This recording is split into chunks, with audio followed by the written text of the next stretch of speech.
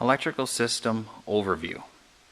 So we'll start with some of the primary areas and then we'll dive into some details of the electrical system. So first of all, there's this large master disconnect switch, and that's actually tied to ground here, and that wire goes to the back and to the underneath to the main battery. Right now, for testing and ease, I have that connected to the stock battery that I have temporarily located right there. But long term, and that cable is long enough and set up to go, that if we go to the back of the machine,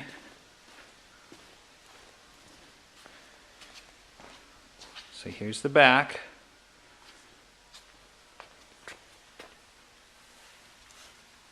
underneath,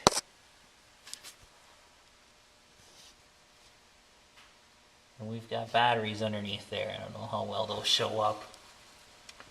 You can just barely see that yellow top battery. It'll be connected into that. That tray also has a second battery, air compressor, an air tank, and it's on a 4-bar linkage that pivots down and back for serviceability. I'm not going to show it right now. It does take a little bit of work, but about 10 minutes and that tray is down and open. So moving on, the red positive side of the battery connection does come into here, and I've got this terminal block right here. That is a 100 amp terminal block, and so the primary power comes in right here. It then directly connects over to here to the starter, and from there ties into the primary bad boy engine wiring harness. So I've left all the functionality of the bad boy harness, which we'll talk about later. It then flows through here and it goes up to this 100 amp circuit breaker. What's nice about this is it's resettable. So if it pops a fuse, it's off right now, that resets it. It also allows me to disconnect this by just pressing this button, and it's open system.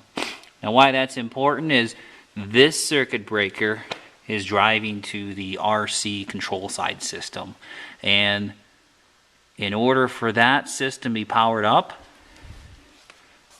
the transmitter control panel must be on. And so for service, maintenance, testing, it's nice to be able to disconnect the RC side system from the unit and not have to have that on. Now why do we not want to have that on? If the RC system is not getting a signal, these RC servos don't know what to do, and they can move and crash, and we don't want to do that.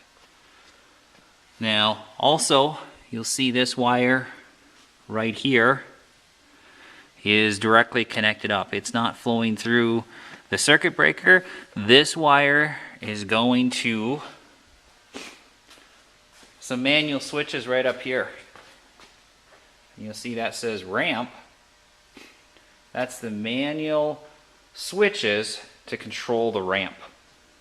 And so short of having this master disconnect switch off, or some wire completely broken, or these electric actuators burnt out, the user can always run the ramp up and down.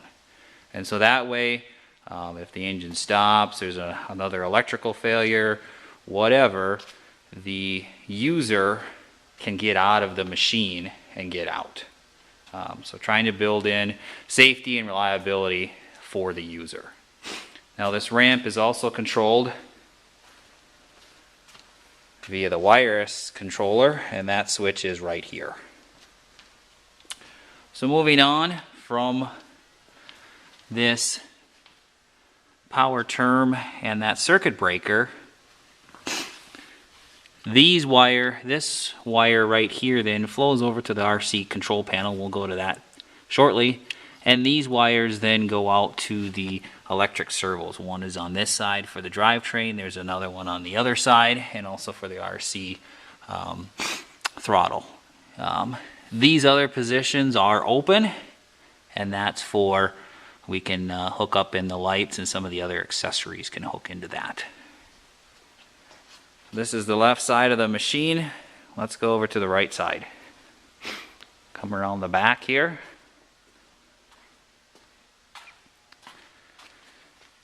There is the RC control panel, and there is a lot going on in that thing. Right in front right here, we've got the receiver. We've also got a circuit board here for converting 12 volt down to 6 volts or 5 volts to feed the RC receiver. We've also got a terminal in there for negative. We've got a terminal in there for positive, and that is feeding into these relays down here that are powering other portions of functionality. We'll get into those in just a second. Also below that, there's the other servo for the drivetrain. That's for the right side pump and motor. And then right up here, we've got the servo for the throttle. Now there's a lot of wires coming out of that. There is a cover that closes this up. And then as we come over and go forward on the machine, we start to run into the stock bad boy wiring harness. And I have rerouted that so it's a somewhat neater assembly. And that flows forward up to here. And I've got a temporary wood panel just to kind of help hold some of those things. Let's go around here so you can see that better. So there's the gauges and switches from the bad boy. And this will eventually be remounted onto either aluminum or steel panel to hold these. The wood is just there for making sure everything fits and routing wires correctly. This loom was original, so this was on the other side over here on the mower, and this one was right here. And so rerouting and reworking that harness so that they're both side by side. This side of the machine is going to have other switches, lights, air switch for the safety bar, which you can see here in the up position. It's also going to have an air switch for this front flipper as a safety precaution. And any other switches that we need to add into the system will be put over on this side of the machine.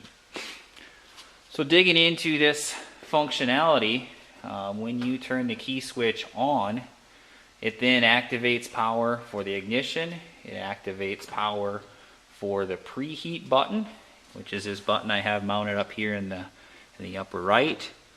And it also activates power so that you can run the starter, and it runs to a control module so that if you have the PTO switch on, that you can't start the engine. And it also has functionality built in that the parking brake, which I have located down here, must be on in order to start the unit. So when I tied in with the RC stuff, I wanted to maintain those safety features. So what I have done up in here, and it's somewhat hard to see, but I have tied in to this harness all along here at the various areas to maintain that safety features. So if you have the key switch off up here, and we're now running it solely through this transmitter panel, or this receiver panel that is going over here to the transmitter panel, you have to first activate ignition. Parking brake must be applied, which means this switch is on or down. Only then can you activate the preheat, and then activate the starter. If the parking brake is up, which means that it is off, so the parking brake is open, it means it could roll freely, preheat and starter will not work. Same with the PTO. If you had that up, you would not be able to activate the starter and start the machine. So we've maintained those safety features with the wireless control. And so one of the things that meant is there was a circuit in here that when the key switch was off, it was on. So these additional wires had to be tied in to a secondary relay back here for the ignition. So there's actually this, let's see here, this relay here. See if you can see that, and then there's actually two relays back there. This one is for the ignition, and this one here is the secondary portion of the ignition. Then there's a relay here for preheat, and then this relay up here, it's a smaller one, that's for the starter. And then moving over, there's a double relay right here, that's for the parking brake. And then there's this double relay here for the ramp. And so I have to add yet one more relay for the PTO. This one for this secondary ignition feature was an unexpected, and so I had to use one of the ones I was intending for the PTO. So I'll have to order another one and put that into the system. So there's the RC portion of it. So then there's going to be some secondary wiring built into this that is separate. One of those will be the lights. And so they come with their own harness. It'll be tied into the positive turn panel. And then the switches will go up on this side and control all the lights separate from this circuit. There's also a whole secondary primary power feature. And so if we go back here, we've got this big winch. And again, building in for safety, as I had said earlier, I believe, there's a second battery located underneath here. And this winch is going to be tied to that second battery. So it is separate from the system. A couple of reasons why. If the winch were to malfunction, we don't want it robbing power from the main unit, so it renders the vehicle undrivable. If for some reason there was difficulty starting or the lights ran the primary battery down and the person was stuck, this winch can still be run off of the secondary battery. And then there's going to be a disconnect switch between the primary battery and the secondary battery. So if the primary battery failed, we'd be able to activate that disconnect switch and regain power. Now, we also want to be able to have it so that there's an output power and that secondary battery stays charged. And so we've got a secondary alternator up here. It's a high amperage output. I don't remember the exact amps. I think it was 150 amps. And the reason for that is that the little bitty alternator on this diesel engine, the original one was just a tiny little 20 amp. And by the time we factored in the loads of the 3 servos, which do draw quite a bit, and the lights, we were more than at capacity. So we've upgraded that alternator. That's not the stock one, that's a larger amperage one. I don't remember the exact, I'll look that up.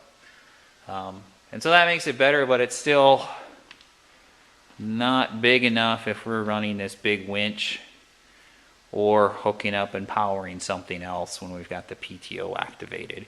So that's the reason for the secondary alternator and the separate power system for the winch. So built-in redundancies to try to maintain safety and reliability for the user.